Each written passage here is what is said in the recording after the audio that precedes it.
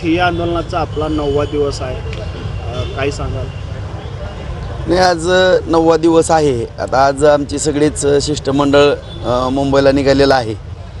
कारण आज माननीय पंतप्रधान साहेबांचा दौरा वर्ध्याला होता, त्यामुळं आज जाणार होते, परंतु कोणी भेटणार नाही म्हणून आजच्याऐवजी उद्या तिथं मुंबईला पोचतील, सर्वांनाच भेटतील आणि त्यांच्या भेटी झाल्यानंतर मग आमची पुढची दिशा काय आहे ते आम्ही ठरवू. गेली 9 दिवसापासून भाऊ आपलं ठिय्या आंदोलन चाललंय, पण मात्र सरकार याकडे कुठंतरी दुर्लक्ष करतंय. धाराशिवमध्ये मुख्यमंत्री आले तर त्यावेळेस आपलं शिष्टमंडळ त्यावेळेस भेटलं होतं, त्यावेळेस देखील काही चर्चा झाली होती का काय?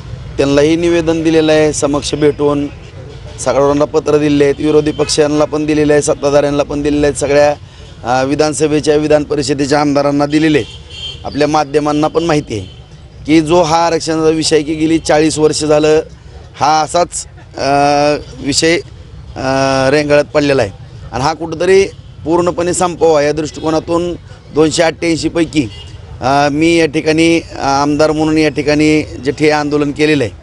आता मला किंवा समाज बांधवाला या ठिकाणी सांगायचं की माझ्या अगोदर ही मोठमोठी आंदोलनं झाली, 58 मोर्चे निघाले, 500च्या आसपास जवळपास आपल्या मराठा समाज बांधवांनी याकरता सर्वोच्च बलिदान दिलेलं आहे. आता मी तर एक ठिय्या आंदोलन केलेलं आहे आणि फक्त समाजामध्ये जागृती निर्माण करण्याचा मी एक खारीचा वाटा म्हणून या ठिकाणी प्रयत्न करत आहेत. त्याला या ठिकाणी उद्याही आणखीन काही निवेदनं देऊन पुढं काय आणखीन त्याच्यातनं आश्वासन मिळतं आहे का किंवा काय पुढं ह्याच्या बाबतीमध्ये काय कारवाई होती का हे पाहू आणि त्यानंतर आमची आणखीन पुढची दिशा काय असेल ती ठरवू. भाऊ आज गेली 9वा दिवस आहे आंदोलनाचा, ह्यापेक्षाही आपलं तीव्र आंदोलन पुढील काळात होईल.